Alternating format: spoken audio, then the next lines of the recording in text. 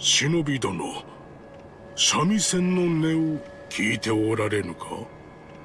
音をたどってきたところ、この井戸穴に行き当たったのでござる。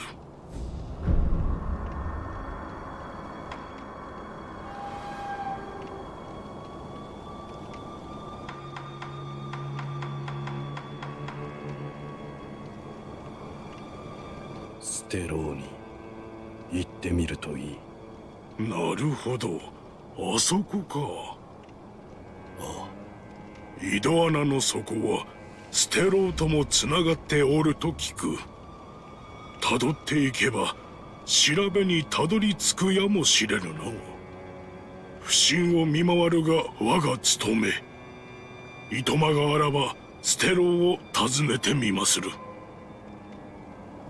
Hello everyone and welcome to the Sekiro boss battle and strategy guide. I'm sorry for the big delay, but I do have to admit these videos are becoming harder and harder to make because Sekiro as a game is unrelenting in its difficulty.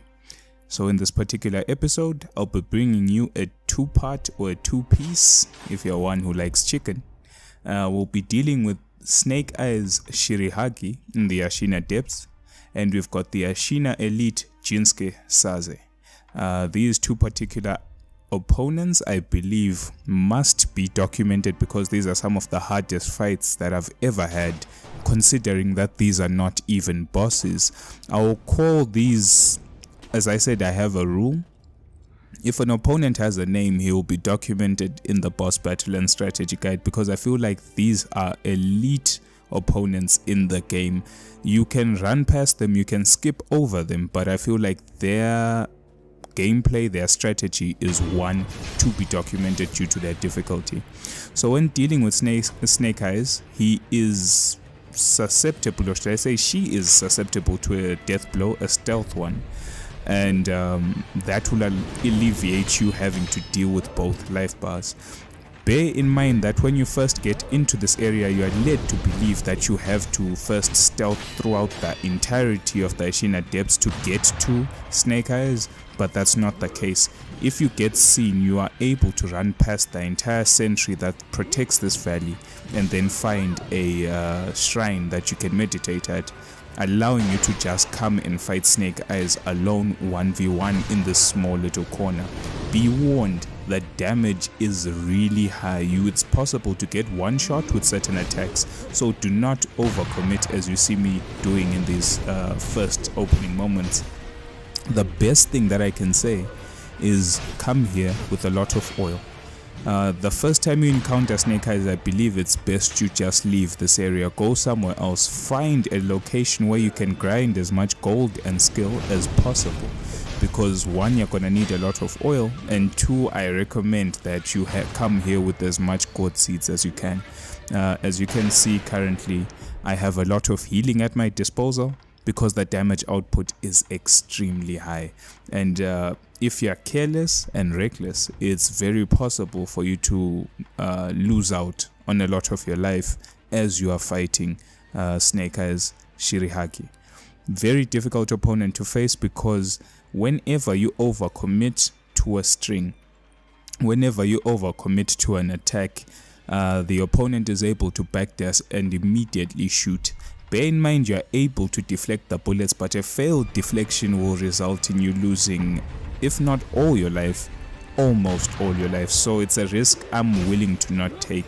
Instead, I'm going for the slow and patient game. Some might say this is a bit more difficult to do as compared to just timing your deflections because it's a battle of attrition and the enemy has way more life than you. So chances are the more mistakes you make, you will die first.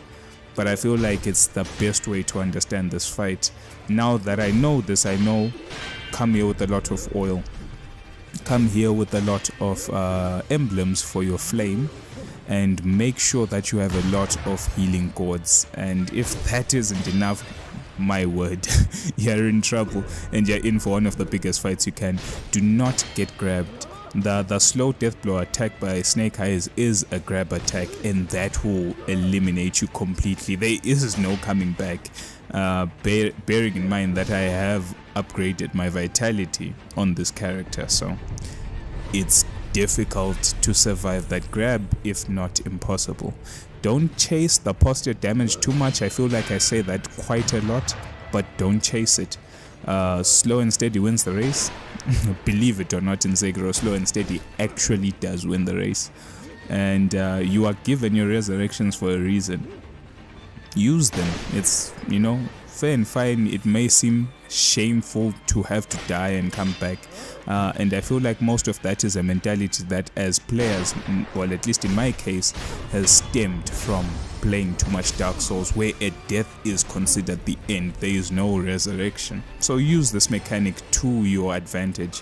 If I did not resurrect, Snake Eyes would still be alive. Just consider that. But generally speaking, the fight is a whole lot of patience. Deflect the initial attacks and do not get grabbed. Now, dealing with the Ashina Elite located in the Ashina Castle at the very top is Jinsuke Saze. Very difficult opponent if you don't know the trick. The reason I put this in is because I didn't know that you could actually just deflect him to death. It was actually quite interesting. I had fun doing this with my friends.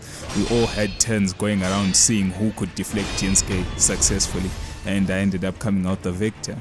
But a very interesting fight. The first time I came into the Ashina Castle, I was just running through it because there are a lot of Ashina warriors in here who deal a lot of damage, and they deal a lot of damage. So when I got into this room, I assumed it was the same thing, but it wasn't.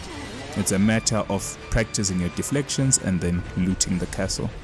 Anyway, thanks for watching the video, and I'll see you in the next actual boss battle and strategy guide.